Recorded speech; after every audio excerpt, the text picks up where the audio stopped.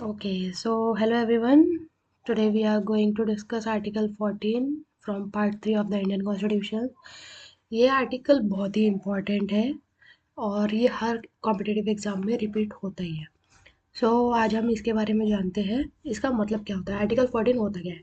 Article 14 का simple मतलब है इंडिया के अंदर किसी भी पर्सन के साथ लॉ के मामले में डिस्क्रिमिनेशन नहीं होगा। लॉ सबके लिए सेम है और प्रोटेक्शन भी सबको मिलेगा। ओके, ये कॉन्सेप्ट ये आर्टिकल दो कॉन्सेप्ट पर बेस्ड है। वो है equality before law and equal protection of laws. ये दोनों हम ब्रीफ में पढ़ेंगे। पहला है equality before law. Equality before law का कॉन्सेप्ट यूके से लिया है हमने, और इसका मतलब होता है चाहे आम आदमी हो, मिनिस्टर हो या पीएम हो, लॉ के ऊपर कोई नहीं होता है। लॉ सबसे ऊपर है, उसके बाद आएंगे सारे लोग। उसके बाद सेकंड है equal protection of laws. Equal protection का कॉन्सेप्ट हमने यूएसए से लिया है। इसका मतलब ये नहीं होता कि सबको एग्जैक्टली सेम ट्रीटमेंट करो, बल्कि सेम सिचुएशन में सेम ट्रीटमेंट होना चाहिए।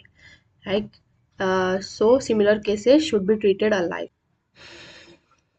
Okay, so reasonable classification allowed है with two conditions. First is intelligible differentia and second is rational nexus with the objective of the law. मतलब क्लासिफिकेशन क्लियर और logical हो, and second one is कि objective law objective achieve करने के लिए हो।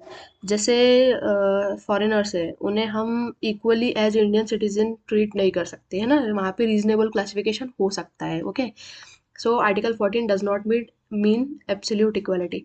Absolute equality नहीं provide करेगा ऑब्वियसली, क्योंकि सेपरेट लॉज है for children and for adults, है ना। डिफरेंट लॉज बने हैं, रिजर्वेशन पॉलिसीज़ हैं जो डिफरेंट कैटेगरीज को डिफरेंटली ट्रीट करेगी। फिर उसके बाद टैक्स लॉज है हमारे यहाँ जो टैक्स लॉज है, ये जो अलग अलग टैक्स इनकम टैक्स डोमेन्स में जो लोग सेपरेटेड है, राइट, तो उनके अकॉर्डिंग उनके लॉज डिफरेंट बने हुए हैं, वो उनके अंडर अलग अलग ट्रीट किए जाएंगे। ओके, फिर आर्टिकल 14 का मतलब होता है जस्टिस प्रोवाइड करना एंड इक्वालिटी लाना इंडियन सोसाइटी में, है ना। तो ये प्राइम मोटिव है आर्टिकल 14 का। तो इस कॉन्सेप्ट के बेसिस पर एक एग्जाम्पल क्वेश्चन हम सॉल्व करेंगे। Article 14 of the Indian constitution guarantees equality before law to only Indian citizen, only foreigners citizens as well as foreigners, only person residing in India. इसका अभी मैंने जवाब दिया आपको, बातों बातों में पता चल गया होगा आपको कि ये इसका आंसर है C, citizens as well as foreigners. Okay, one more practice question for you.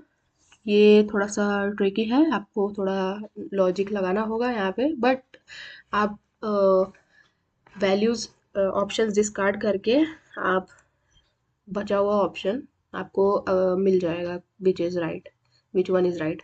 Okay, which of the following under article 14, which of the following right under article 14 are available to foreigners? Right to vote, equality before law, right to form association, and right to government employment. ये आपको bye discarding process, like भी जब हम discard करेंगे ना कि ये नहीं हो सकता फॉरेनर्स के लिए, ये नहीं हो सकता, ये इंडियन सिटीजन्स के लिए ये है, तो आपको इसका राइट आंसर मिल जाएगा। आंसर करिए कमेंट सेक्शन में, राइट आंसर को मैं रिवर्ट करूँगी, और जो भी राइट आंसर होगा वो मैं आपको कमेंट में बता दूँगी। Thank you.